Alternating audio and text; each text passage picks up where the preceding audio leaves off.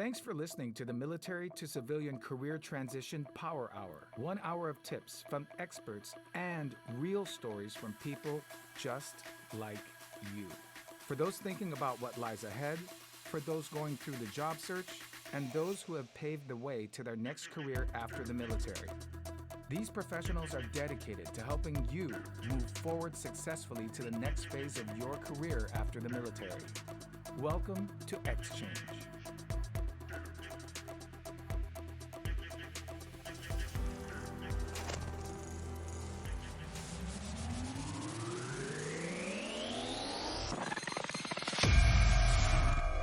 As we start every episode, we start with a segment of somebody who is either transitioning from a lifetime or a short amount of time from the military and going into the civilian workforce. Today, we have a soon-to-be 28-year vet from not one but two service branches. She's gone active duty, reserve. She's a drill sergeant. She is all the goodness, and she's going to be out within the next few months. So I asked her to come on to the show and talk to us about a few of her hopes and dreams. Her call sign is Gonzo, but I call her Rhiannon. I actually was calling her Sandra, but it's Rhiannon Gonzalez. I'd like to meet her, and welcome to the show, Rhiannon. Thank you for having me. You have so many great ideas about what you want to do as you move through this process of transition and getting into the civilian workforce. Why, let me ask one question. Why do they call you Mama Drill? Where does that come from? That's a funny story.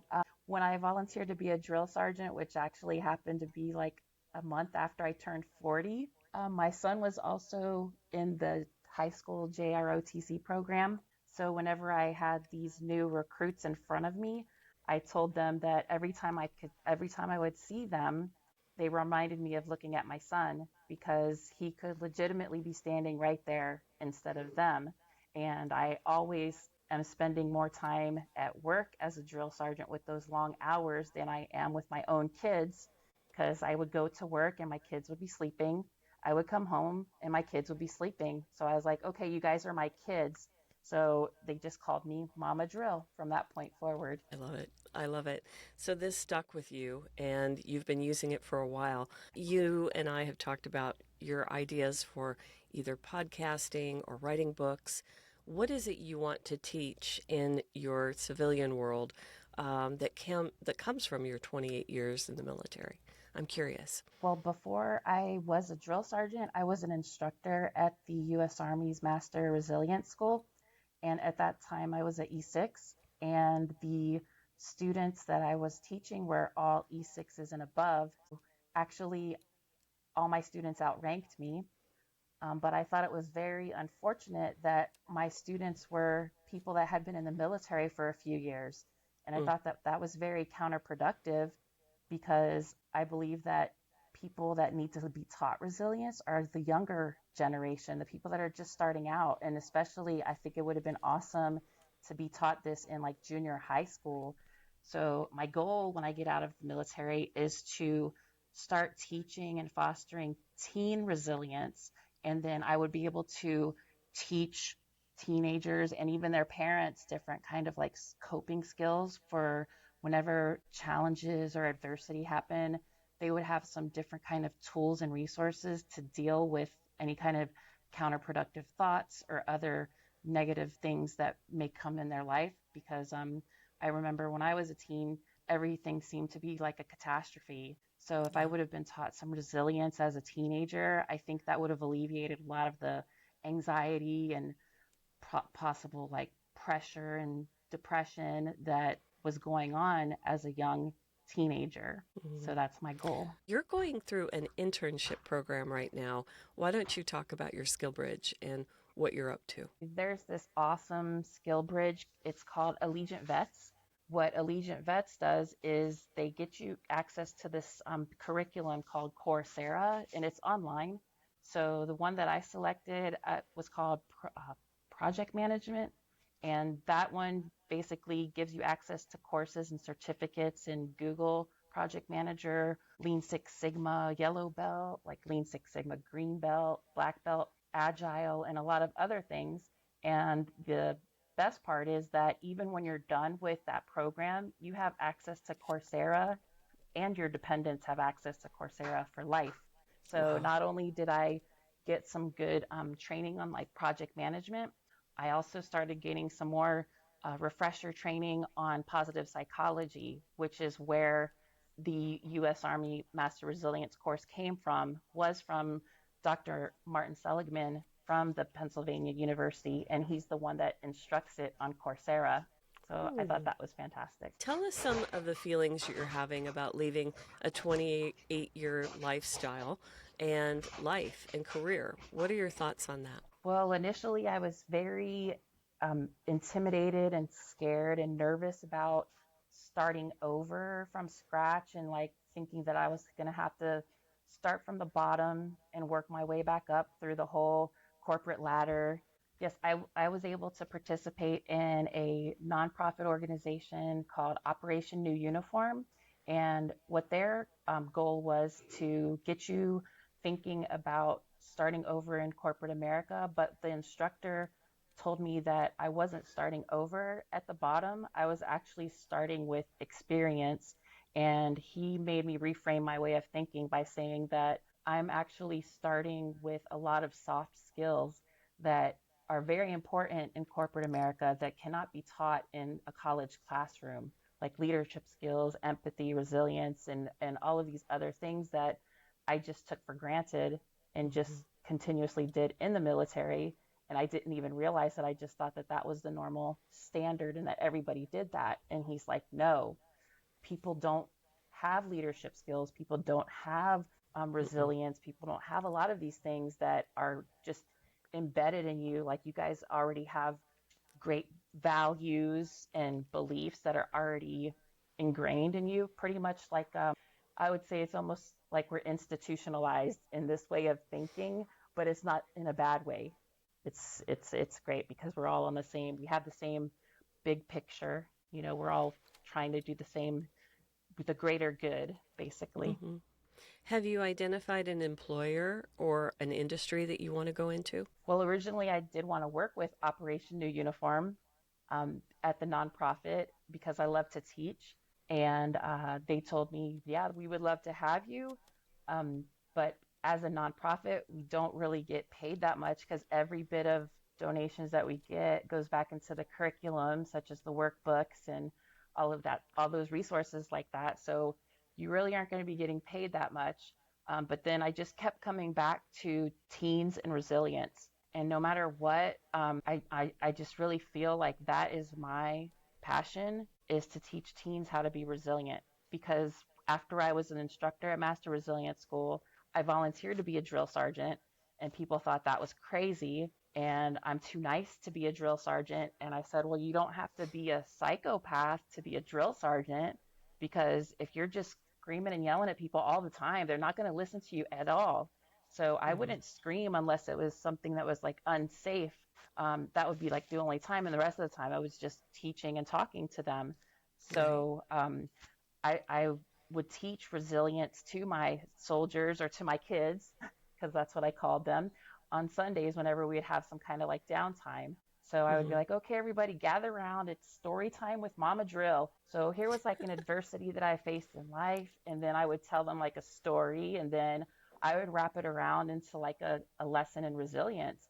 And I would teach them things like how to deal with catastrophic thinking. Like when you start to have a downward spiral, there's different mental techniques that you can do or mental games that you can play to kind of get you out of that downward spiral. I would also teach them things like deliberate breathing, you know, and how to get restful sleep, restful and recuperative sleep. And if you do deliberate breathing, the studies show for 20 minutes of positive thinking, like when you mix it with a positive emotion, such as love or gratitude or appreciation with the deliberate breathing, that 20 minutes of that type of breathing is equivalent to 4 hours of restful sleep. Oh, So wow. my soldiers were always like the best at performing. And the other drill sergeants are like, oh, it's because you're just like a candy drill sergeant. You're probably up there giving them candy all the time. And they're just they're spoiled. And I was like, no, they're resilient because they're getting restful sleep. They're up there doing deliberate breathing when I tell them, hey, it's lights out. put your hand on your belly, put your hand on your chest, and make sure you're getting the oxygen all the way to your diaphragm, and focus on your happy place. Like, what brings you joy? What makes you feel love? Like, where do you like to be at the beach? Imagine the water, imagine the sand, imagine the sun, and that's your happy place. And then you'll get restful sleep. And everybody thought that it was so weird that as a drill sergeant, we're working sometimes like 18-hour days. And they would be like, wow, how do you have energy? And it would be those little 20-minute breaks, because we would have different times where one of the drill sergeants would be teaching a block of instruction, like how to do land navigation. And I would Mm-hmm. just say, hey, drill sergeant, how long are you going to be teaching this class? And he's like, oh, this one's about 45 minutes. And I would look at him and say, I just need 20 minutes. And I would go into the drill sergeant office, close the door, set my timer for 20 minutes, and do the deliberate breathing and focus on a positive emotion. And I would come up just energized, and people are like, what in the world? How does she do this? She's like the Energizer Bunny. So I feel like those are really good tools and techniques to teach to everybody. Just everyone could use it. Just like the skills that I learned, if I start to see myself going in like a downward spiral, I can just go ahead and just take myself all the way to the worst case scenario and be like, okay, so what is the worst thing that's going to happen? Oh my gosh, I will not be able to be making any kind of money with this teaching or this platform or this online courses. I'll lose my house, we'll be homeless, we'll be out on the streets living in a ditch and eating out of a garbage can. And then I'll think about it, and I'll be like, wow, is that really realistic? Do I really think that that's going to happen? And then you kind of think, okay, what's the best thing that could happen? Okay, the best thing that could happen is that I put these electronic courses out, and I say, hey, if you want access to these electronic courses, here they are. I'll email them to you, and they're for free. Spread joy. Let this be a ripple effect. Everybody's going to know how to do it. Everyone in this world is going to spread positivity. You don't have to worry about what is it, CNN, the continuous negative news. It's going to be like positive news, and it's just going to be a wonderful ripple effect, and everybody's going to love each other, and everybody's going to be happy. And so when I think of like the best case scenario, that gets you to kind of laugh at yourself Mm. and shake you out of that negative spiral and think, okay, so now I went from the worst to like the best. So now I can kind of get back on track and be like, okay, like what's really going to probably happen? What's a more realistic way to look at it? I'm not Mm-hmm. going to be on the street.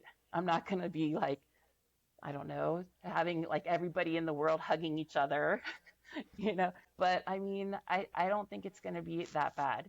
I think that Okay. everything's going to work out, because I really truly believe that good things happen to good people, and I'm a good person, and I never want to see anybody suffer. So I don't feel like that should happen to me, because I always worry about everybody else. And if something was to happen, I have like a very strong support group around me. I have my parents nearby. I have my in-laws nearby. And Mm-hmm. everybody is a very tight knit community. So I feel blessed and thankful that everyone's so close around us. You are a Marine mom to be. You are a military brat. You've served in two service branches and a reserve unit.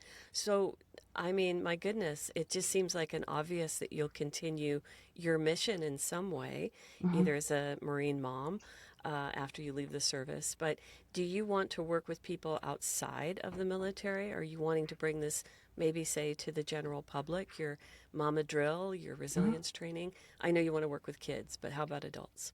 Yes, I think that that would be very important to bring it to everybody. So I think I'm going to focus on just teenagers, teenage resilience, and Mm-hmm. also include the parents, because a lot of times the kids are just going to learn what they're shown. So if they're Mm-hmm. seeing their parents kind of freaking out and having catastrophic thinking, then they're going to start to mirror that. Because what did they say? The apple doesn't fall far from the tree. So if you see Yeah. your parents freaking out, then you're going to think, okay, that's how I'm supposed to do it. I'm supposed to throw plates across the kitchen or something. I don't know. That was pretty out there, but if I can teach it to teens and I can teach it to parents, then I think it'll Yeah. be beneficial for everybody. Because a lot of times, when parents tell their children things, their kids don't really listen to their parents because what do your parents know? Your parents don't know anything. That's what I thought, and then I would try to teach Right. resilience to my son, and he's like, "Oh, yeah, whatever. That's that stuff that you guys talk about in the army." But then if somebody else talks to your kid and they could say exactly the same thing that you just told your kid, but it's not Yeah. coming from the parents, it's more valid. I So know. I'll be that voice for the parents to talk to their kids, and then those kids can be like, "Oh wow, I can see where she's coming from," even though their mom or their dad probably told them exactly the same thing. I know that there is a podcast that you were asking me questions about, and I'm very happy to mentor you on a book, which I can also, give you some ideas about since I'm self-published for my book, Civilian Mission, which is a 3-year guide for military professionals planning a civilian career. Hmm. I see a lot of folks trying to navigate this journey on their own. And then everybody, especially after the 5-year mark, which is another segment of our show, people who've been out 5 or more years, they always say, I wish I didn't do it alone, or you can't do this alone.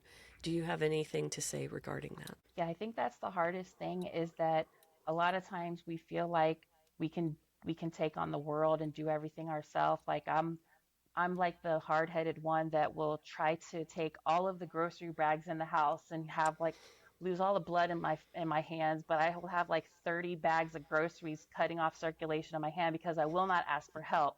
But what I found is that if we just have if you just have a little bit of grace on yourself and reach out and say, hey, does anybody know how to do this? And people would respond, and everybody likes to help each other.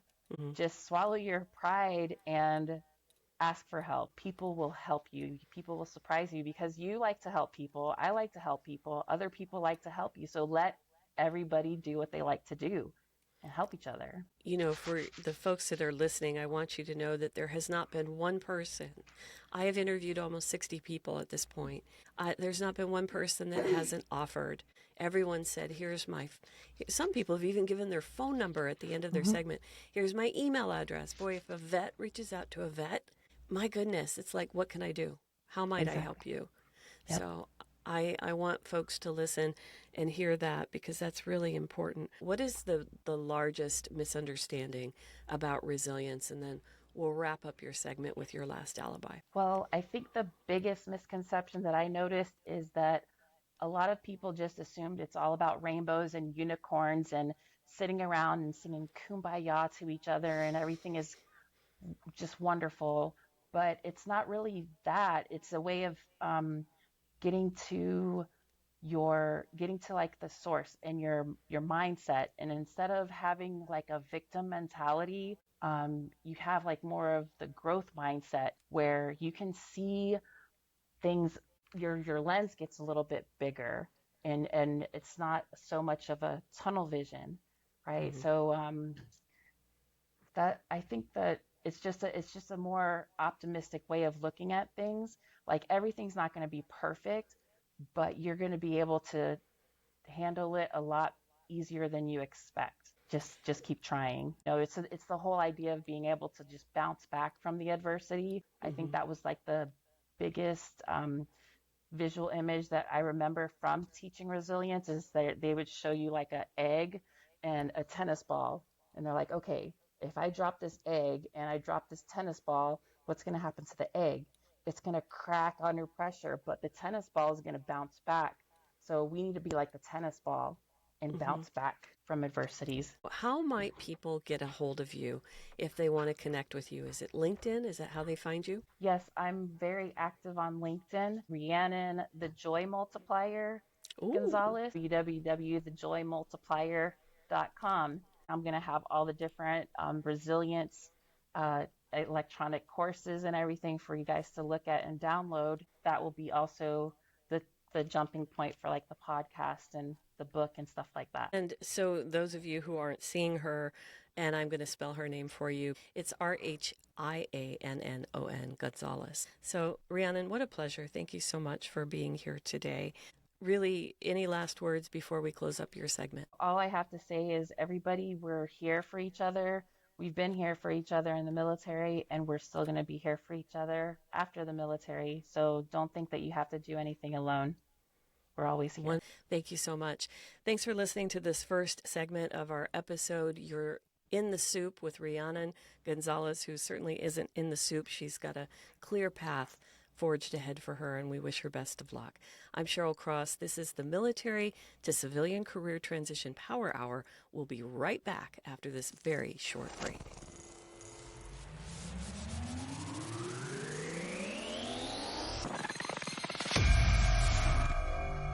We're back with our expert segment, and not only is she someone I just could talk to forever, but she is a fellow podcaster and somebody who's in this space helping people with their post-military career and life. I'd like to introduce you to our Army veteran, career coach, podcaster of Beyond the Military, Wendy Ray. Hi, Wendy. Thanks for joining me today.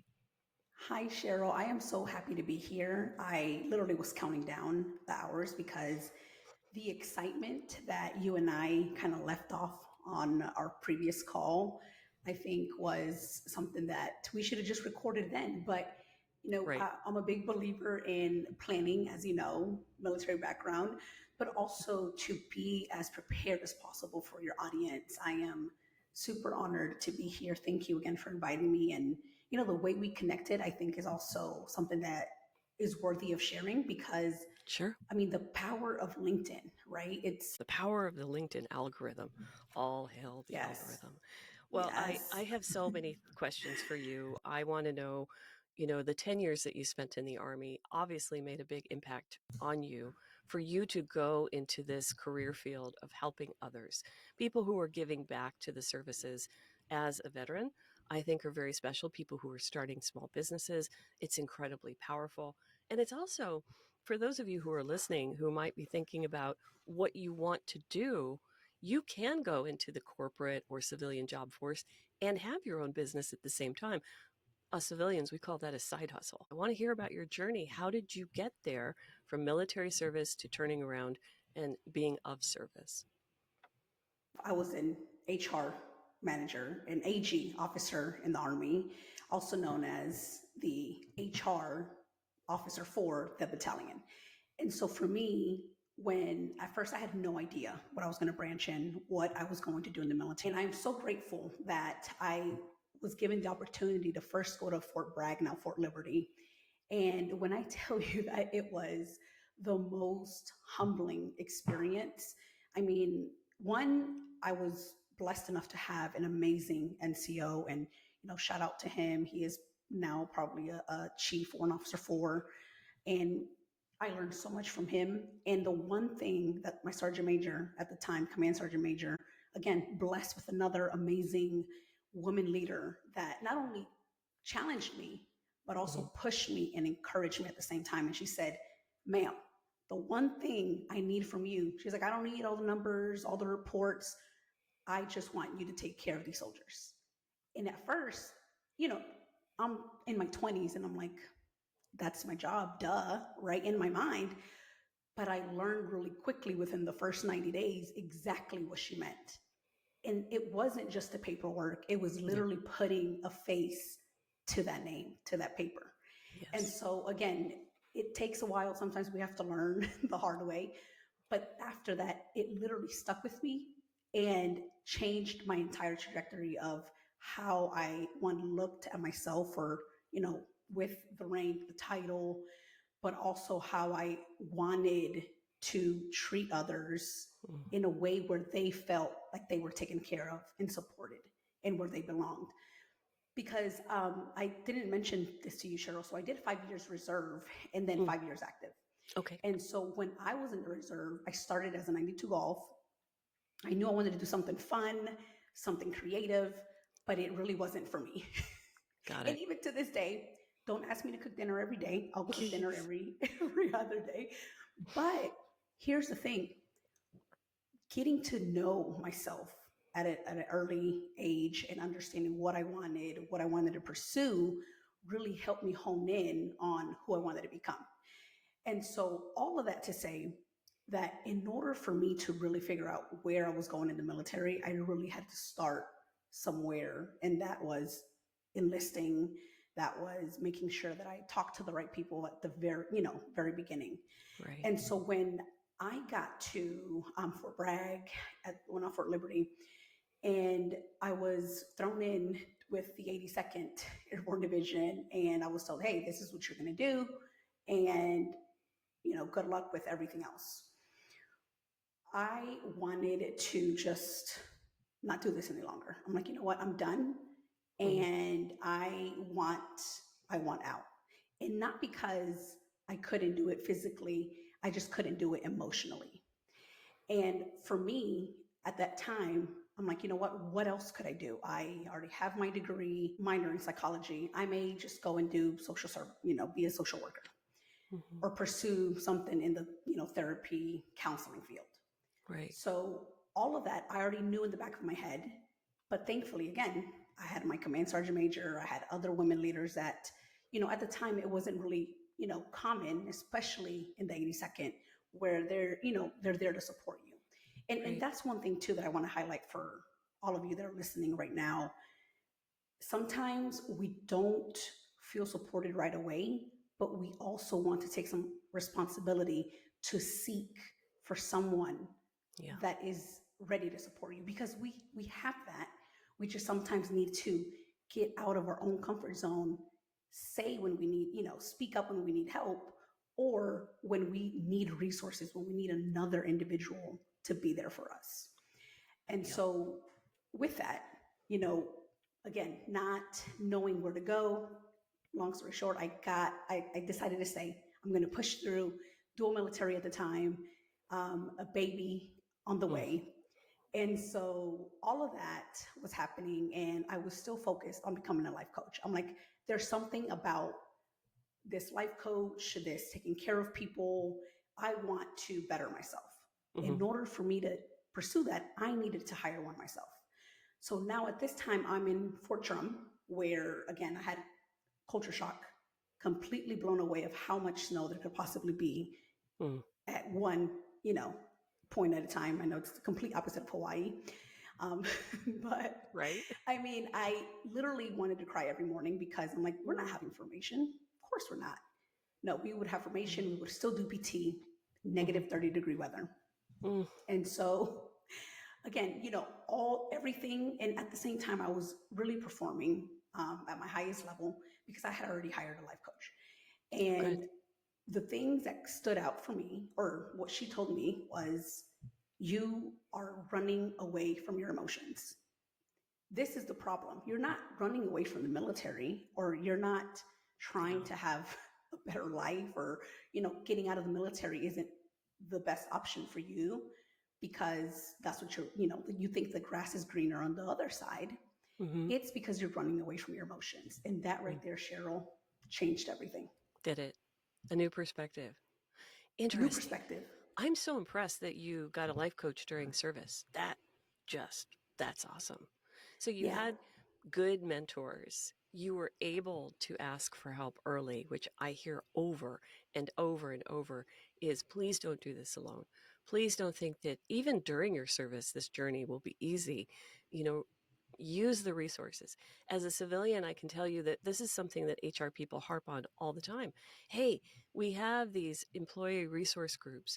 We have counseling. We have crisis help. We have these things. Use them. But people, I think, especially those coming out of the military, are so self-sufficient and unaware of how to navigate the new system.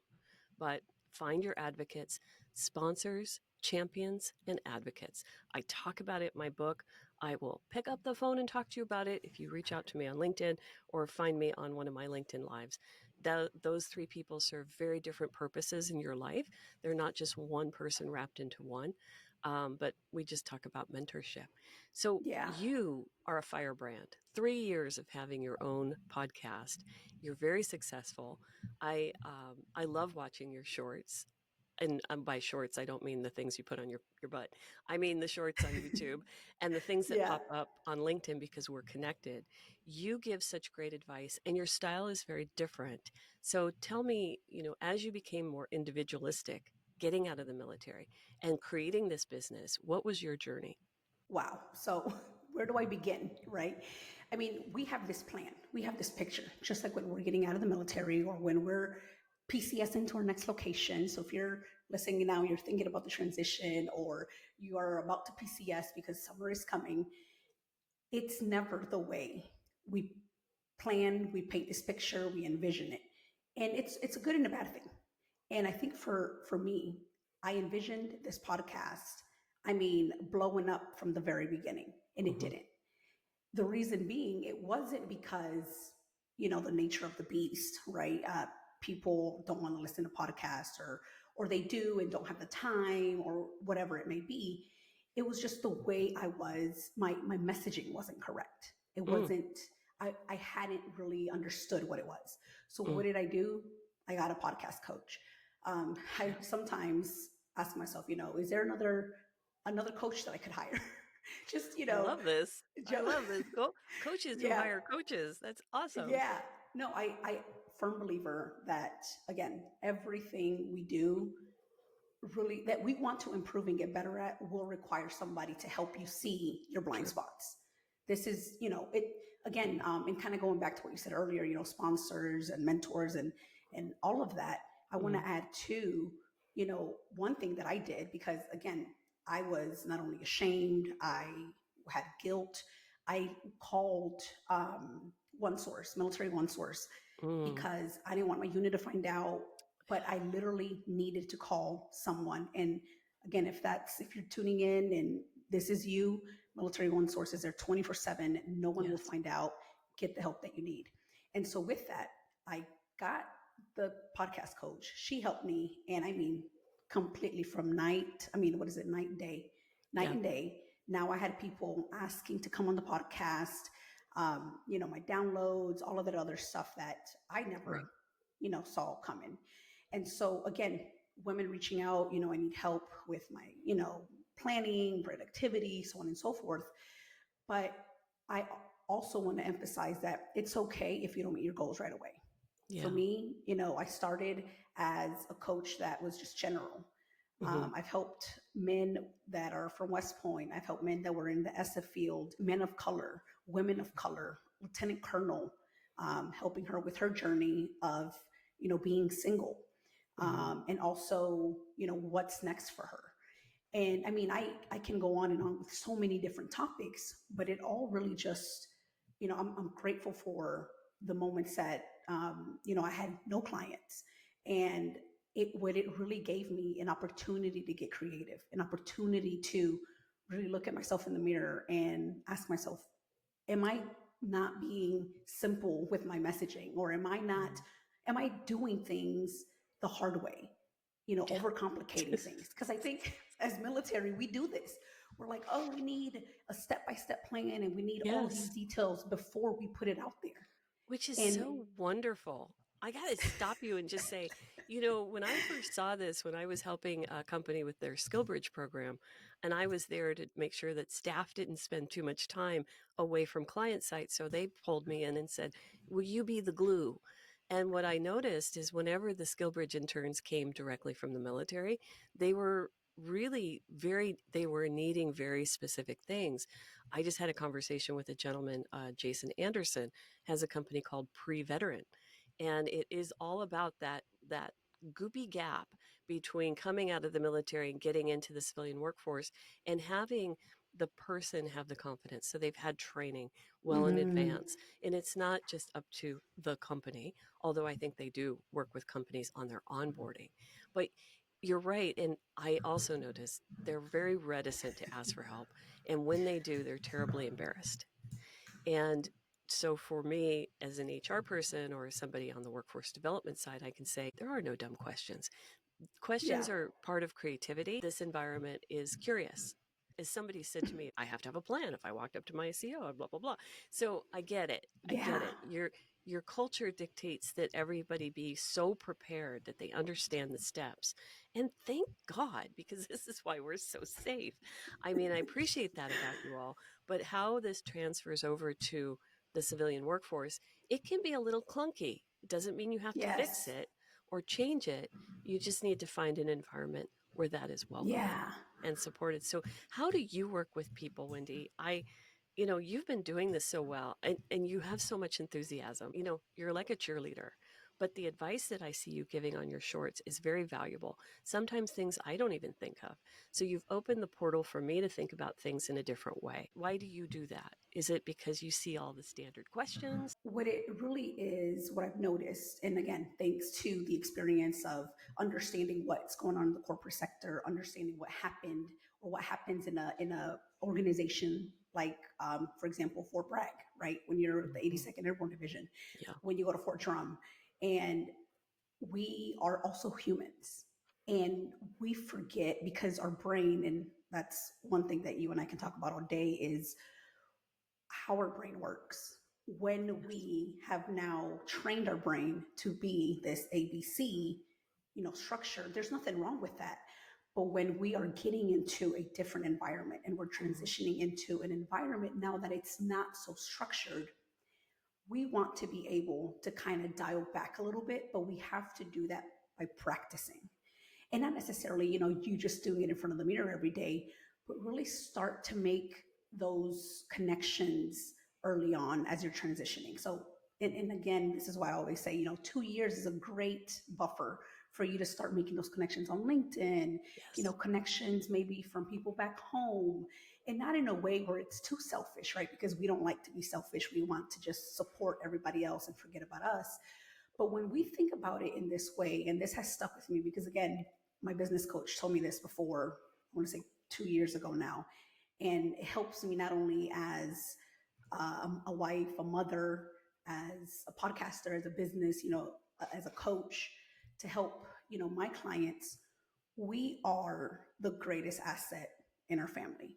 And Yes. if you're a guy listening, yes, you are also the greatest asset in your family. But what I mean by that, as a woman, as a caregiver, is that yes, our husbands are leading, they're providing. Some of us, took a break from the workforce. I took a break during COVID because I was early in leaving my recruiter job into going into coaching when COVID hit. I'm like, okay, I love what I'm doing, but I also love my children. So I'm gonna, thankfully we were able to, my husband was able to work from home and I took care of the children.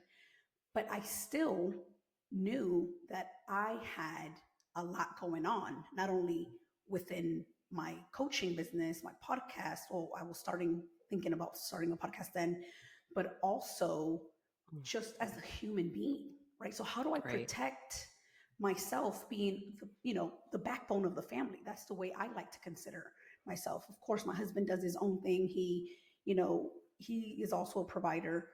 But at the same time, I'm the one that schedules the dentist appointments, the school emails, the food, all of that stuff that comes into play, all the logistics of it. That is what I love to do. And so when we can think about it in that way, how can we now be better about our mental health, about what we put out there, what we do? And so again, how can I do that in a way where it's going to serve someone? So for me, I always want to be the example of how to show up for my clients.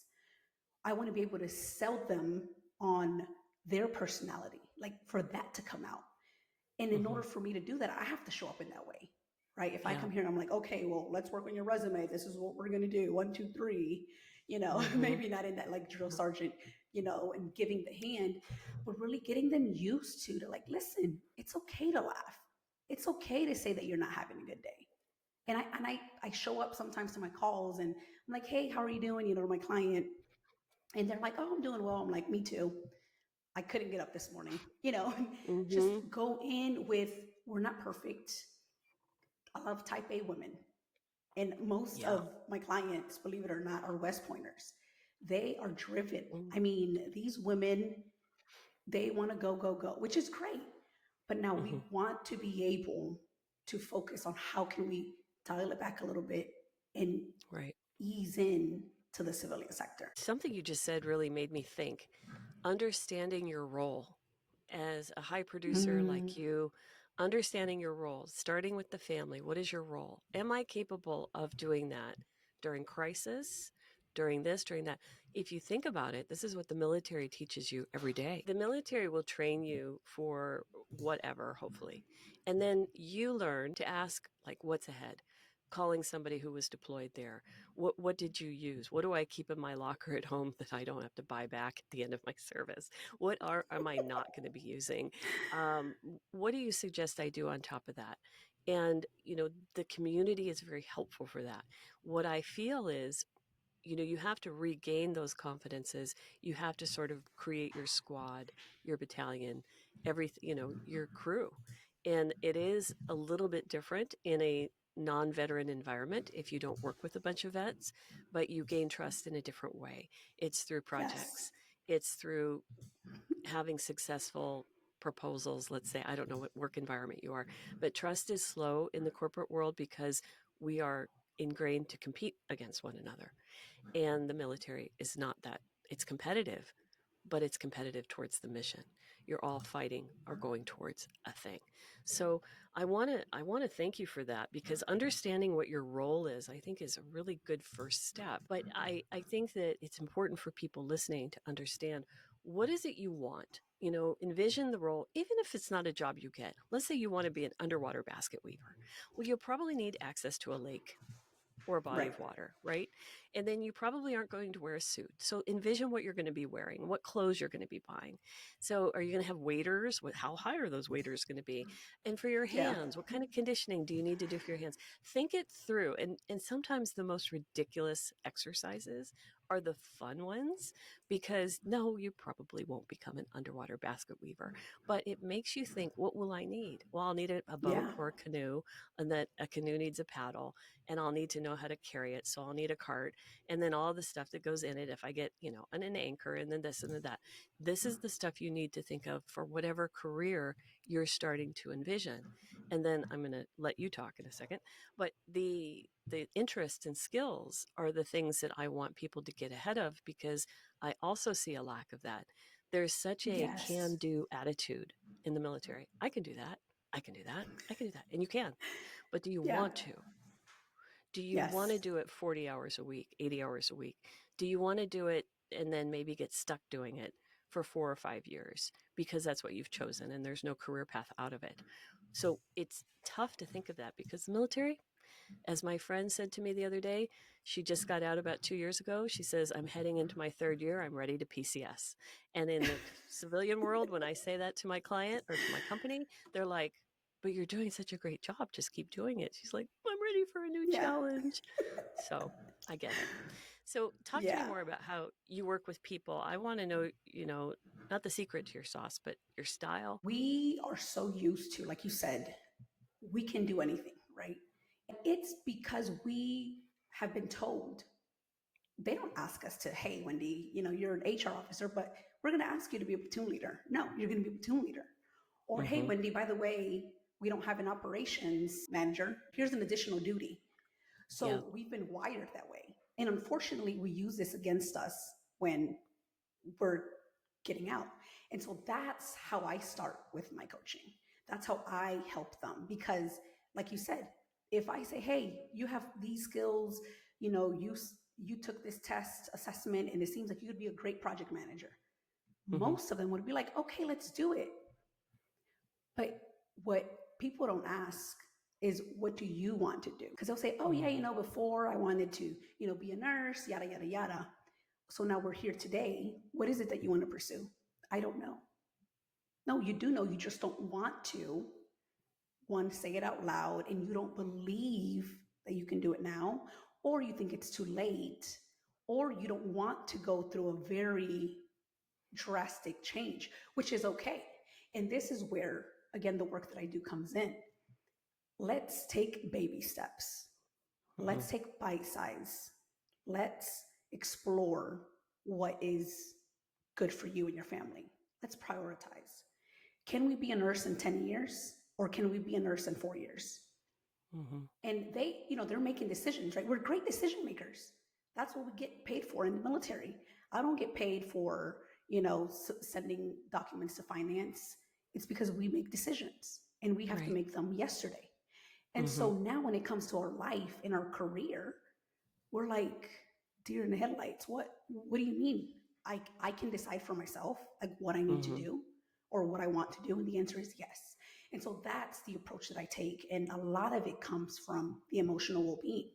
We don't understand as military, and thankfully women were a little better at this, but we also struggle because we do the opposite. We're like, okay, I know that I'm feeling guilty, but in order for me to not feel guilty, let me just keep pushing it down because I need to take care of others. I don't want to go focus on my education because I have a baby. Okay, that's true, but we can find some time. Let's get a little uncomfortable. And so again, being able to identify to them, and this is what I want to offer to anyone listening. It's really the emotions that we're so good at. We've been trained to use these 5 emotions at any given point in time, but we need to now start training ourselves to use it in our personal life and also as we're transitioning out. And those 5 emotions are commitment, courage, resilience, desire, and discipline. And I'm going to just talk about my favorite one, the desire. The one that I really think is, because we're really good at commitment. We're committed. Once we're in, we're in. We're going to go all in no matter what. We have the courage, right? We have the physical. We just need to work on the emotional courage. The resilience, we're good at that. We can bounce back at any given moment. The discipline, again, we're good being there on time. We'll get it done. But the desire piece is what I've noticed, especially with my women veterans, my female veterans. We don't use it to our advantage. We don't use the desire of the opportunity that we could have. Meaning, if you want to be the nurse, right? Let's just go back to that example. Right. You don't desire being a nurse as much as you think you do because you have all these other emotions that are blocking it. The guilt, the self-doubt are just the top ones that I get a lot. Meaning you don't believe that you can get to that point or that you are even capable of being a nurse. And you're guilty of missing out on more time with your family. But here's the thing. What if we can solve for those problems? What if we can solve for the guilt? What if the only reason you're feeling guilty is because you're believing things that are not even true? By this time, I'm sure your kids are older or they're going to go to school. Trust me, they don't want to be with you 24 hours a day. As much as we think that they do, they don't. They want to go learn. They want to go spend time with their friends. I have an almost teenager now. She wants nothing to do with me now, like after a certain amount of time. And I'm like, okay, go do your thing. I'll go do mine. This is my time to go read. But then I also have a toddler. So I know that, this window of time, I can't do anything else besides play with her and love her as much as I can.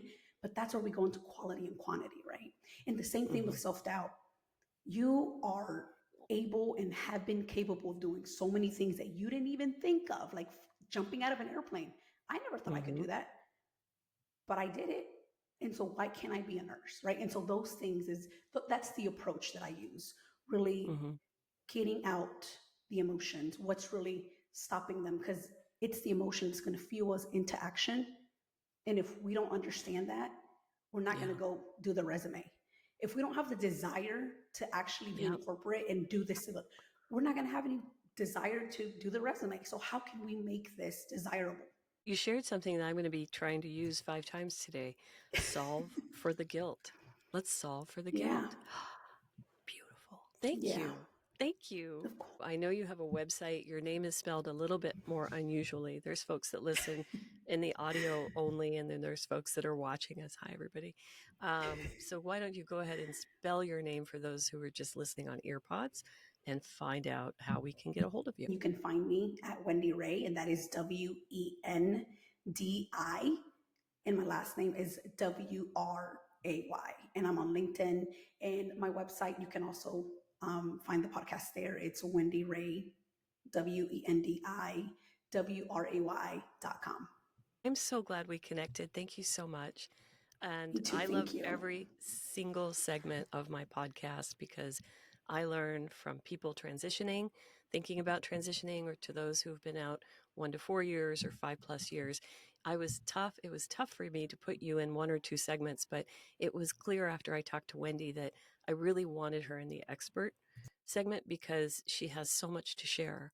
And I tend to have more people who've been out for 5 or more years, even though they're giving back to the community. So thank you. You are a success story. You are on a journey. Transition to careers is constant. I want you to continue to evolve and understand, Thank you. for those of you listening, it's not just a one-time shot. You will be transitioning for some time because nothing really is like the military unless it's the military. So thank you, Right. Wendy. Thank you so much. Yeah, no, thank you, Cheryl. If it's okay with you, I just want to, say a huge thank you to you for creating this platform. It's hard.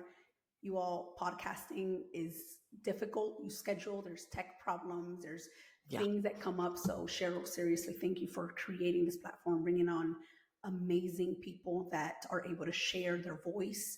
So for that, I thank you. And I'm pretty sure somebody listening to this episode is also thanking you because it's a difficult and challenging moment. And we need more people like you to continue to encourage us, to continue to give us a platform because it's tough and we're a very small number, even though it seems like we're not, but we are. I really hope that this episode resonated with someone. That's my goal. It's always just that one person.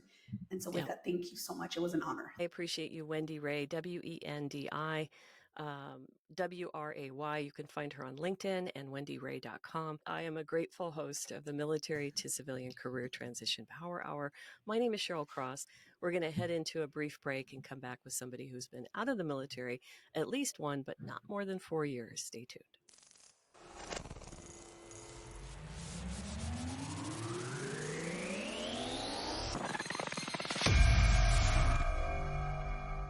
If you or someone you know would like to be featured on the Military to Civilian Career Transition Power Hour podcast, write to us at the letter X, changepodcast.com.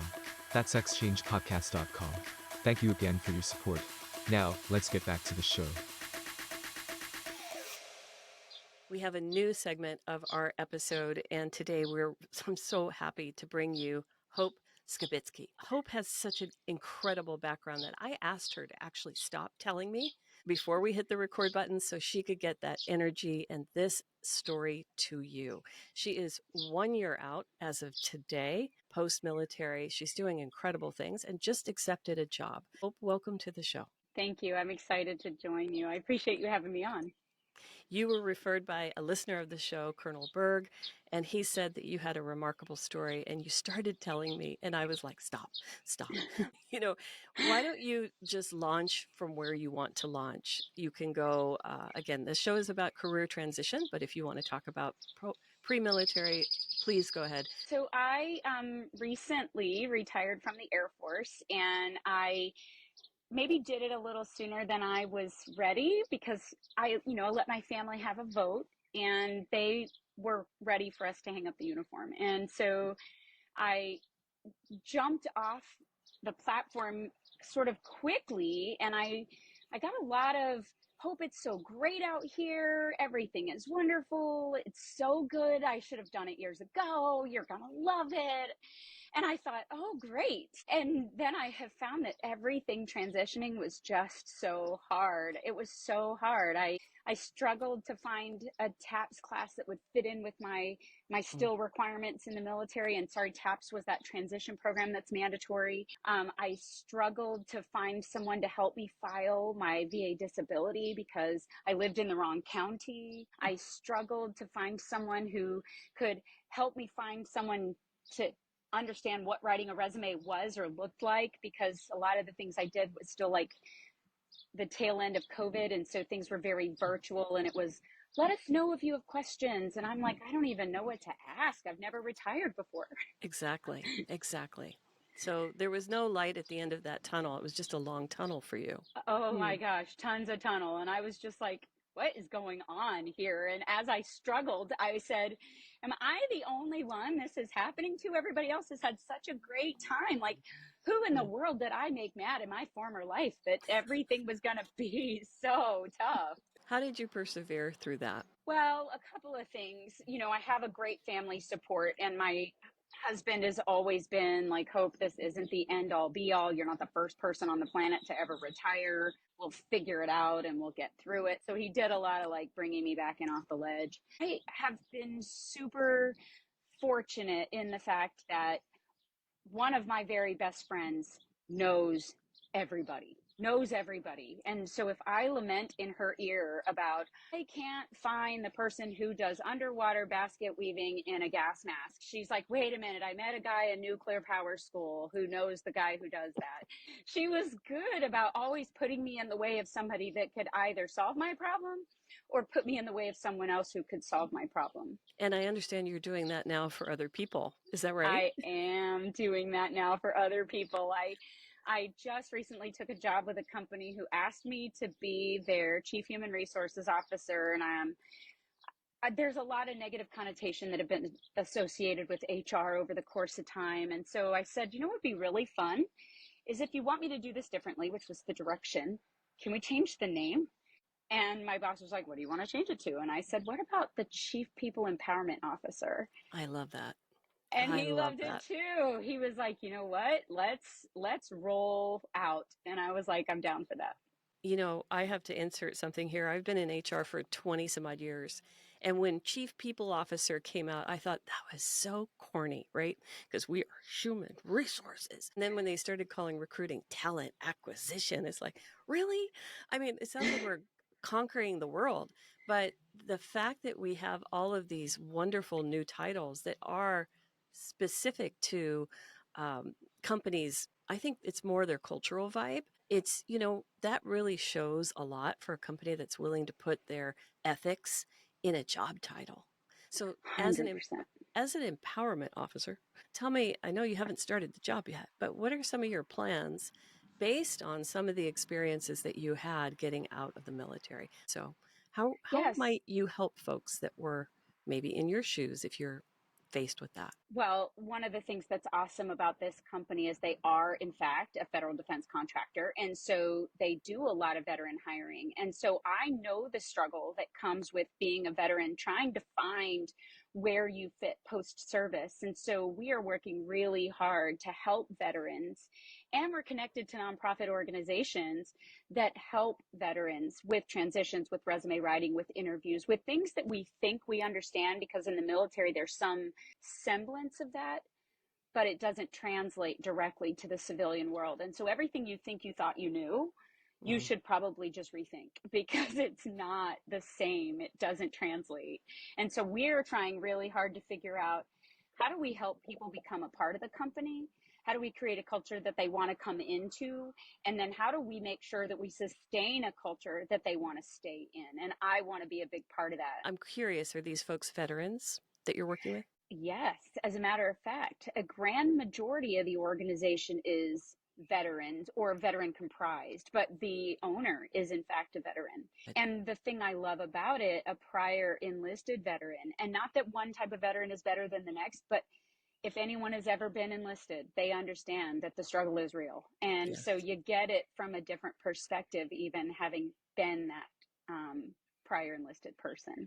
Let's talk about mindset, because I know that this is a lot of the work that you do.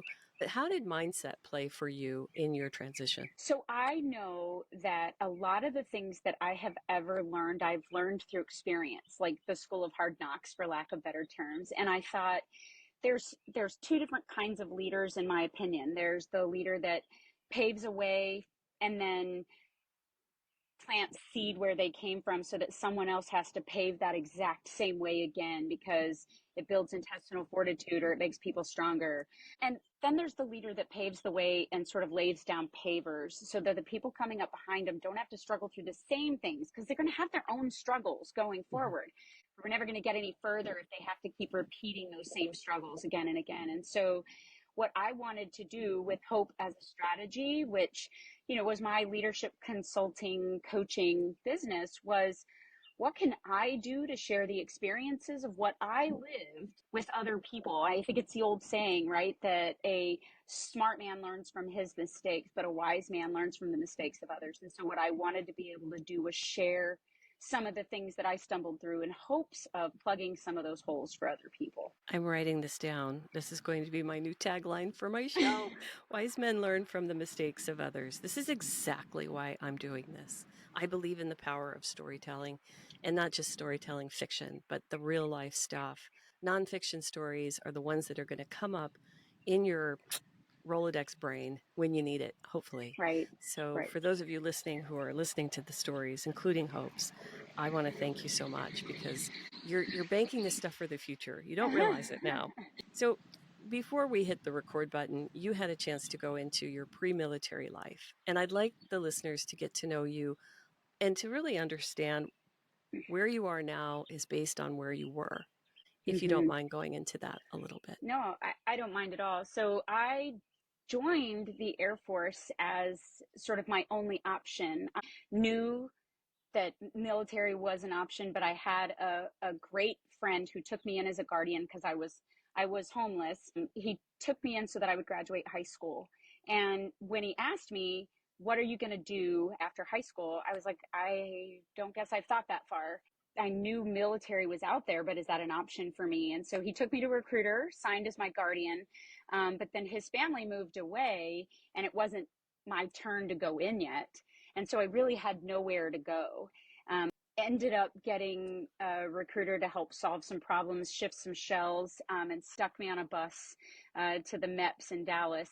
And I joined the military because I had nowhere else. And the military really gave me not just 3 hots and a cot, but opportunity. I was really, really good at each of the things the Air Force asked me to do because I didn't want to get fired. I had nowhere else to go. Pretty soon, it was just inculcated in me that I was Air Force and Air Force was me, because it was as much my family as anything had ever been. I was never really focused on what came after the military because I kind of didn't want to know. My previous experience was really not a glamorous one. And so I had all of these reservations about what the outside was going to look like. I luckily have persevered through all of my fears with a great support network of friends and family. Like, hope you're not the same girl, you don't have the same circumstances, and look at all of these opportunities that your military service has given you. How long did you serve? Just shy of 28 years. That's a lifetime. Yeah. So let's talk about the mental fortitude that it took leaving the institution to come into the civilian workforce. I'd love to know a little bit more about how you've navigated the difference between civilian life and military life. In the civilian world, there's a lot of, let's compare it to the military. Like, we do a whole lot of, like, in the military, everybody's disciplined. And in the military, people show up to work on time. And in the military, there's a ton of work ethic. When having served almost 30 years in the military, you know that isn't like all inclusive. It is pretty straightforward and a strong idea, but I feel like the civilian sector has so much to offer. I just think that we always assume that it's not capable of being the same environment as. We make these excuses that either that's just the way it's done in the civilian world, or we can't make anybody do anything. Nobody wants to be as driven. When I don't know that that's true, I just don't think that we package it as well. So in my experiences, I feel like when you meet civilians that don't know it could be different than it's been for them, they get excited about it. And I love being the deliverer of that excitement. Well, you have a lot of it, I tell you. So 28 years, I feel, is a long time. And you said earlier that it was, you didn't want an empty left side of the auditorium. I want you to unpack that a little bit. But you kind of got out a little earlier than you had wanted because, it was a family decision. Throughout my military career, I have attended hundreds of retirement ceremonies. And traditionally, the right side of the auditorium is your leadership, the people that you work with, the whole thing. And the left side is your family, your friends, all your guests. But I have been to too many of those ceremonies where the left side of the auditorium was empty. That retiree had given so much to the military. They did it at the sake of their family, and their family gave up because people can only take so much. I had the negative experience of having a previous marriage, and so I know the value of holding on to family and why that's important. And I made sure that every decision that was going on within my military career was a conversation. And my family decided that we collectively were at the point where we needed to just hang up the uniform, because there wasn't much more in the tank for the family to give. And so where I was, at least at the, but couldn't we, and I got the really great question, because, John Maxwell says that leaders ask great questions, but I got the really great question from my husband. What are you after, Hope? What more do you want? Look at all that you've achieved. Look at what you've done. What more do you hope to get? And he reminded me, which we have the discussion all the time, everybody in the military has an expiration date. And so at some point in time, you are going to be thrust back into the civilian sector. He wanted to know what I was waiting for. And to tell you the truth, fear of the unknown in the civilian sector was my main driving factor. Not necessarily what was I looking for within the institution, but what I was afraid of outside the institution. And so with his reassurance, we decided that it was time to go. Is he military affiliated? He retired from the military as well. Yes. Interesting. Well, I'm glad that you have that communication. That's astounding. I don't know that a lot of people do, and that story of having the empty left side of the auditorium makes me very sad. You see that in movies, right? Yes. You see it at funerals. You see it. Who's showing up for you? So the command decision isn't just the individual, it's the family first, right? That's so right. Your problems are going to be unique. You mentioned this, and I think that that's so valuable. Everybody's transition story is unique, right? Yes. So why do I do a podcast with all these stories? What would you say to somebody, let's talk about the empty left side of the auditorium. They don't have a support system. They are potentially in a location that doesn't have access to a military family support center or TAPS or transition specialists. What might you tell them to, if they've made the decision to drop their papers and to start looking for a next career, what would you say to them? Not a lot of positive came out of COVID, but one of the really positive things that came out of COVID was us learning how to support one another on a virtual platform or from afar. The technology that we have available to us today is absolutely incredible. I remember my first deployment where you got a 15-minute phone call and a connection through an operator. And now today you can talk to your family 4 or 5 times a day on a video message. And so what I would say is find your social media platform of choice. And on that social media platform, identify for people the decision that you have made and be vulnerable enough to say, I need a support team. And it's the vulnerability, I think, that lets people know what you need. It's the old saying that closed mouths don't get fed. And so if you tell people, I don't know what to ask, I don't know what to expect. And even if you just want somebody that's going to call you up on a Zoom call and, have a beverage with you while you sort through your thoughts, those support networks exist. They exist everywhere. I have had the super privilege of joining a social media platform, and on accident, I don't know what algorithm brought it to me, there was a underrepresented group that it literally posted itself on my page that said, hey, we stand in when families either don't exist or won't play part. If you want to be an ally to this underrepresented group, click here. And so I clicked there. And so they are all over the globe. And people say, look, I'm having this event and I have no one to go with me. Is there anyone locally that can go? And people all over, tell me where, tell me when. Those things exist. And so I would say, be vulnerable enough to say you need help, and people will help you. You're a problem solver. You are a problem solver. Have you been this way your whole life? I've always told myself I wasn't going to let my circumstances define me. People tend to say things like, oh, well, it's where I grew up, or I'm a product of my environment. And I tend to believe that I'm a product of my choices. And so One of the reasons I left home at such an early age was I grew up in an alcoholic family, and my mother was an abusive alcoholic. And I could have sat around and said that all these bad things that could ever happen to somebody were going to happen to me too, because this is how I grew up. And I was like, you know what? I'm not going to let that define me. Just because you came from that doesn't mean that's where you're going. You're just in your first year, as of today, as of this recording date, of being out of the military for 28 years, serving the United States Air Force. What was your MOS? I was a plug and play medic, as we like to say, because I worked both in the hospital and in the field. But I had a lot of opportunity to do things like, being a drill sergeant and being a career advisor. I mean, I had a lot of opportunity. And what did you end up as? I ended as a command chief. So I was the lead senior enlisted individual at a numbered Air Force level center called the Air Force Installation and Mission Support Center here at Joint Base San Antonio, Lackland, Kelly. Thank you so much for sharing your very unique strategy, your resilience, your story, how you spell your last name so those who are just listening with earpods can find you on LinkedIn. Ski, S-K-I, Bit, B-I-T, Sky, S-K-Y.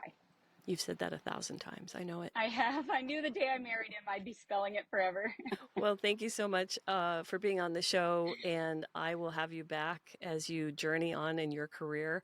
I hope to be riding your coattails somehow, because you're doing some really cool things, especially in the world of human resources. Congratulations. Thank you so much. I'm excited, and I appreciate, again, you having me. My pleasure. My name is Cheryl Cross. This is the Military to Civilian Career Transition Power Hour. We'll be right back after this brief break. Did you know that each year, more than 200,000 service members leave the U.S. military to find new careers? If you or someone you know is planning to leave service, our host, Cheryl Cross, has taken her 20 years of HR experience and written an essential guidebook for people just like you. It's called Civilian Mission, the 3-year guide for military professionals planning civilian careers, and it's available online at Amazon and other major retailers. Civilian Mission is packed with essential information to help you ease the gap between military service and your next exciting career after the military. Before we get back to the show, we want to say thanks for listening to the podcast. We appreciate your support. Now, back to the show.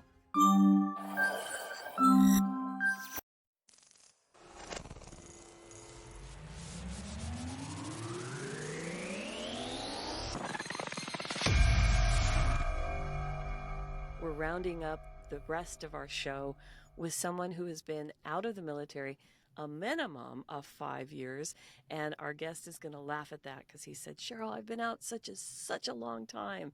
But I'd like to introduce you to somebody who has not just been out such a long time, but he's continuing to give back to the community. He is one of the co-hosts of the Veterans Club podcast. Please welcome Joe Palacios. Hey, Joe, thanks so much for being here today. Thank you, Cheryl. I am actually honored that you asked me to come and be a part of this. I loved our conversation on the Veterans Club. I wanted to continue it today, so I'm looking forward to it. You have taken the road less traveled, one that's kind of frightening for some, even as civilians who are thinking about doing really unique things that play with our passions. I call you a vetrapreneur, and you said, yeah, absolutely, you can call me that.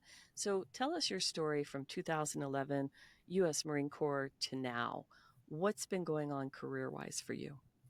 Well, look, I think I had a little bit of entrepreneurial goals even while I was in, like at the very end. I didn't want to get out, so I'm one of those that just like a lot of guys, I wasn't ready to get out, but the military was kind of done with my service at the time. So I actually had a really great experience being a dog trainer. That was very entrepreneurial, that kind of passion.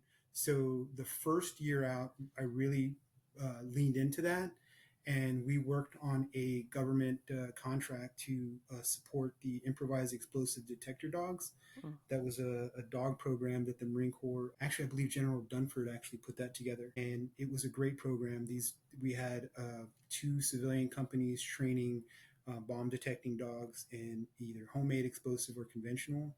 And what was unique about them is, I don't want to get too in the weeds, but what was unique about the dogs was that they were off-leash orbital control. So they were actually point to point, but they also did their own orbital. So you could let the dog go, and it would just kind of it would do this unique pattern and just look for explosives. And when it would go there, it'd go to source, lay down, and that gave the Marines an opportunity to call someone else for a secondary check to make sure there was there, or call EOD or whatever. I started to work on it while I was in, but then really leaned into it afterwards. But of course, they decided to cancel the program when I was out. But I still leaned into the dog training because, again, I thought there was a value in that for transitioning service members. Dogs naturally increase social interaction. And I think there is one of the things for veterans is finding that community again. And really the only way to do that is to get out. And a lot of us don't want to do that, or you feel when someone approaches you, it's kind of a little bit of, we're always on edge, I guess, right? So what happens with dogs is they tend to just neutralize that effect. For instance, if you're out walking your dog, a lot of times people will come up to you, go, hey, what kind of dog is that? And just a stranger coming up to you without a dog is kind of threatening. But if they come up and they normally go, oh, what kind of dog is that? It diffuses that situation. So the idea was to get, and it still is, it's still an opportunity, and we're still working towards it, is having newly transitioned veterans come into our program, learn how to do basic dog training, and then they stay with us and they train within our company for 18 to 24 months. And then they can choose whether they want to stick with us or want to go off onto their next mission. For me, really, it's about extending that transition process. Like, I think TAPS is very small. If we petition the DoD and the government to improve transition programs, absolutely, I think we should continuously do that. But at the same time, those of us that are already out, I believe we kind of have a responsibility to set up and empower programs and systems within the civilian world, whether it's through our own businesses or whether it's through educating people that we're already working with on how to help that transition be more smooth. So yeah, it'd be great if the government can solve it, but that doesn't mean that we should just expect them to do it. And I don't know, that's kind of a veteran thought that I have in me still, where it's like, we can solve our own problem and we don't necessarily need them. So it's a point of contention, right? Is it the military's job to train you to get another job? I mean, this is something that I get asked a lot. Is it the military's job to train folks to get out? It's like, well, interesting. I don't think it is. Like, I think they should prepare you for what you're going to go into next. Like, I think for me, some of the transition issues that I recognized when I was out, as I was transitioning early on, was that I went through TAPS just like everybody else. And what happens at TAPS is I get these great PowerPoints and I get these people telling me how amazing I am. And I'm going to go out in the civilian world and people are just going to like fall over to help me. And it's going to be so simple that it actually really puts that into you. And then you get out here and you realize that that's not really the case. Like, there are people that want to help and empower, but you still have to put forth some effort. You still have to find the right fit. And there's still a lot of stuff that we have to do internally as we transition. And TAPS really doesn't do that. It really, I hate to say it, but it like paints these rosy colored goggles and really kind of throws you for a loop. And sometimes it takes a while to recognize that. Like, and I think that's really where we are. It's that culture shock, right? We were expecting a certain way when we get out, but then you get in there and at first it's fun, but then you go through the culture W, right? Like, you're really up there and it's great, it's new. And then you kind of go, I don't know. It's kind of that. Then you kind of figure it out and then you fall back down and you're like, I miss what I was in. And that's where a lot of us, I think, are stuck at that other one where we're like, I was so much better in the military and that. And I don't know. There are some great things about the military, but I actually love being a civilian now. Like, I think there's so many amazing people still doing stuff. It's just, you got to find them. I don't want to just forget a couple of other amazing places that really helped me grow. There was a social media group on Facebook called the Vetpreneur Tribe. It's full of veteran entrepreneurs that really trying to work together and grow something bigger. And within that was a mastermind called the Warrior Council, and that was guys that are really, really ready to try to do more. And that group has been amazing. Like, I'm still a member of them. We meet every Thursday at 11, and amazing guys. It's run by another Marine named Marshall Taryn. He's out of Florida. I'll connect you with him. I think he would also be a great way. He's been out. I think he would be in your 5-year plus Okay. out as well. Excellent. I love that. You can book the show too. I'm going to put Joe to work. So talk to me about going from canine and really doing this sort of rehabilitation, giving back to the veteran community into promoting a thing. We talked about this a little bit before we hit the record button. You went from an idea and a concept and a course where everyone contributes and the end result is an experience that heals to something that can be put on a store shelf. What was that? So when I was working on the dog training program, and we're still working, we were actually, my friend Max Moore, who is actually that's the pace of my buddy, Navy Corpsman, Okay. Maxwell Moore. And we were working with a mentor named David Rothenbuehler, a Vietnam veteran that we both met I met him and then I introduced him to Max. I met him while I was going through South Orange County Vet Center. Again, like all veterans, and I'm fully open about this, transition is not easy. And there's a lot of stuff that goes through your head when you get out. And it got to one point where if it wasn't for my Cocker Spaniel and my wife, I probably would have done what a lot of the other guys have did. I would have just given up, probably been on the streets or even worse, right? Because I'm a solutions guy, so I would have probably tried a solution that too many guys are doing right now. And but there was the one day my little dog wouldn't leave me alone.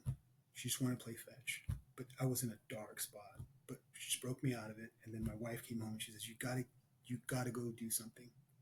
Go somewhere, see somebody, because this is getting worse." So I decided to go to the vet center. Vet centers are awesome. If people are watching, if they haven't connected with a local vet center, it is a part of the VA, but it is a separate entity. They are funded and they are oversight by the VA, but they do not disclose other than medical ideas to the VA. They are an internal, and then all the staff there are veterans. Like there is no civilian therapist in those places. So immediately, because I had tried other therapy with just somebody, and there's just, I hate to say it, but veterans are veterans. They weren't a veteran, and me trying to tell them experiences in the military and them giving me feedback just didn't work. I didn't feel it credible at first, right? I think I needed to get past a certain point. So I went to the vet center, and then we actually did a collaborative group one time. We had OAF veterans with Vietnam veterans, and we went in there, and then the parallels of what we were going through now and those guys were going through at so far past their service was crazy, because it seemed like they were getting the help that we were trying to get immediately after 50 years later. And I know it has to do with some transition stuff that they went through and how it was different for them, but the parallels were amazing. But there was a gentleman there, David Rothenbuehler, and I don't know, we just kind of connected, and he ran a nonprofit called the Rothenbuehler Foundation. And he started inviting me to it's an advisory board, right? It's like, it was like high professional.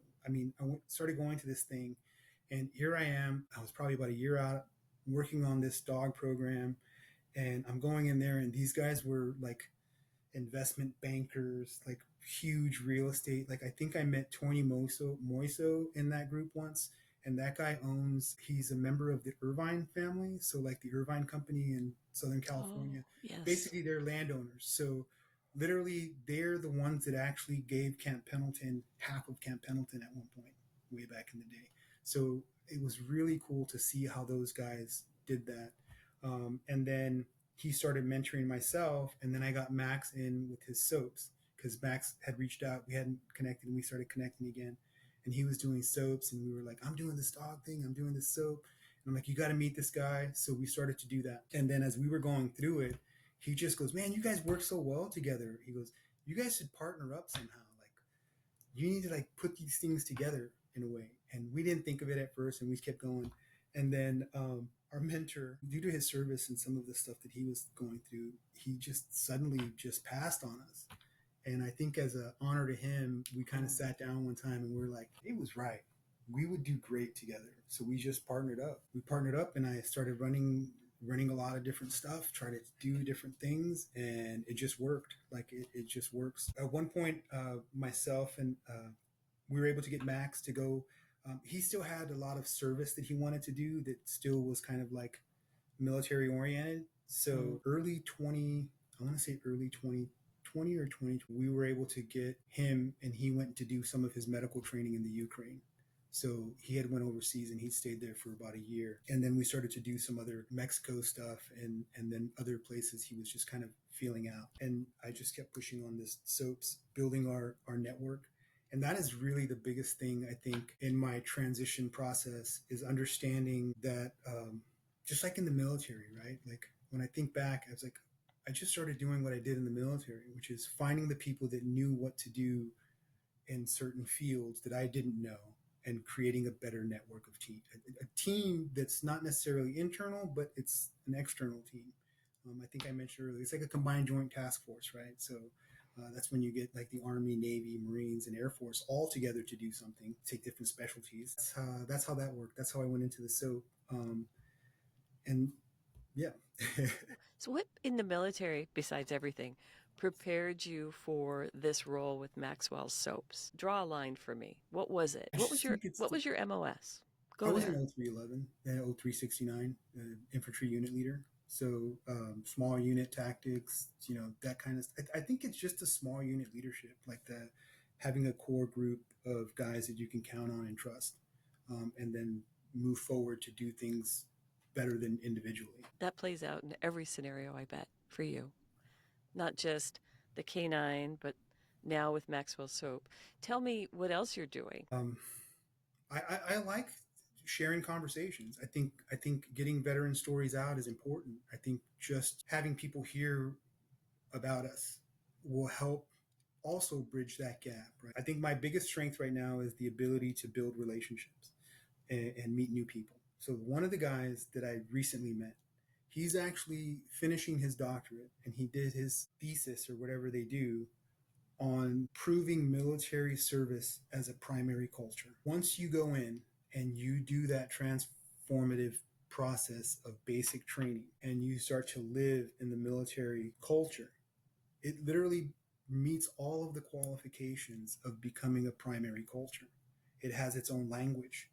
It has its own laws. It has its own it's its own dialect, right? So it becomes a primary culture. And I did want to share this, and I wanted to get this point out too, because you're talking about my transition process. Sure. I think one of the things that slowed my transition down was, and we talked about it in the Veteran Club podcast as well, was the fact that we get so many people telling us to not be veterans. That, the only way to succeed is you got to let that go. You got to let that identity go. It's no longer serves you. And I believe that too much, that a lot of the things like you asked me a minute ago, draw the line between the military and where you're at now. And that line could have been shorter if I would have just maintained some of the identity that the military gives you. And when I talk about it now, it's like me telling somebody who is from Italy, moves to the United States, and going, hey, you can't be Italian anymore. You can't have your Italian culture. You got to be American only. That doesn't make sense. But what they do is those Italians adopt and adapt to the new environment and become Italian Americans. So I think we need to coin a new term called American veterans, or veteran Americans. I don't know. Veteran civilians. Yeah. Something. But, yes, I agree. I agree with you. I don't want anyone to leave who they've been successfully to become something else. It's when we lose our self-identity, and so many of the people on this show have said it, I had no agency. I had to gain agency. Well, please don't drop everything. You said it on the Veterans You said it on the Veterans Club. Don't drop your pack. Reorganize it. Talk more about that. Inventory it. Take it up. Maybe if you have your big Molly pack or your big Alice pack, hey, keep that. Set it aside. Take your day pack. Go through it. Put the stuff that you know is going to help you, and then always inventory, always come back. Wait, where am I at now? What do I need in my day pack? Look in that thing. And you know what's funny is that pack actually has all of your experiences, right? Like, I mean, think back to even stuff that served you when you were in high school, when you were a kid. We are the whole of our environment, of what we consume, of what we read, of what we watch on television. Like, it becomes a part of all of us. And it's just, the trick is finding what moves you forward and not the stuff that holds you back. Yeah. Garbage in, garbage out. Mm-hmm. 100%. It's what you eat. It's where you live. It's who you are around. We always talk about wearing hats. Like, don't throw the hat away if you're not wearing it. Hang it up, because you might need to put that hat on again. Yeah, don't throw out your identity, for sure.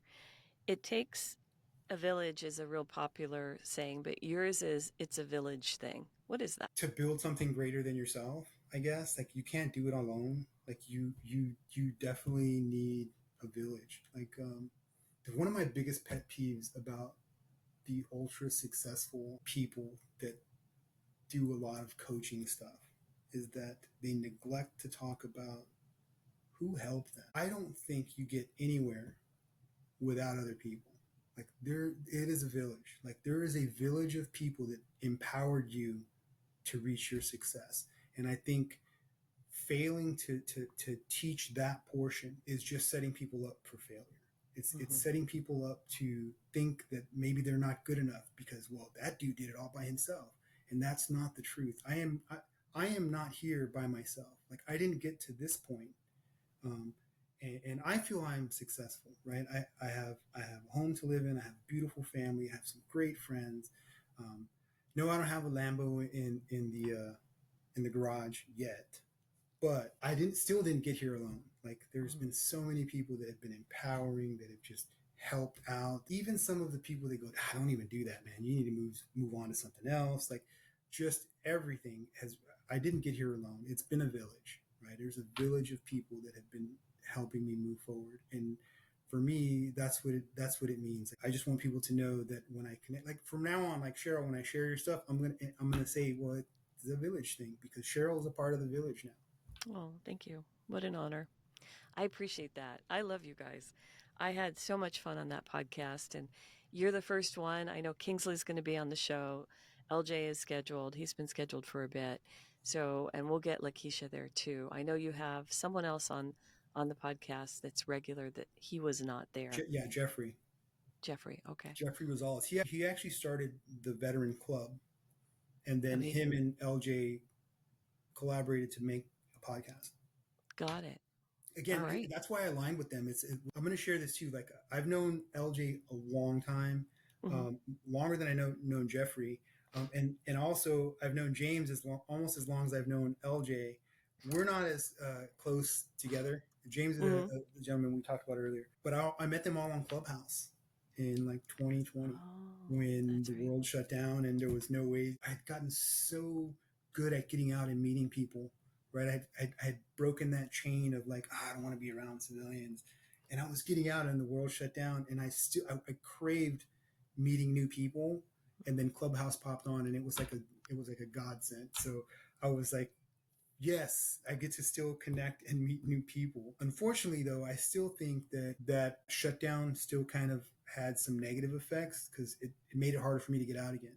I've only started really kind of getting out in the public, actually physical places, probably about a year ago. Like, I started to go ahead and network again. So I'm going to drop a few places. Like, there's a place here in Houston called the Ion Houston. It's a place for innovators. They do a great coffee networking thing on Friday mornings called Cup of Joey. I connected with the Rotary Club of Greater Houston Area Veterans, which has been super awesome. Great group.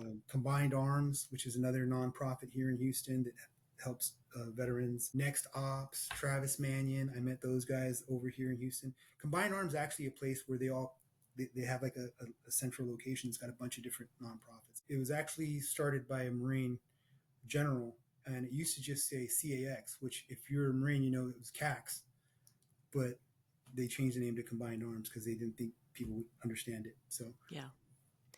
See, that's the journey. We have to educate the civilians too, right? Well, Joe, you are a bevy of information and resources. I just want to ask, you've done so much since 2011. What's next for you coming up?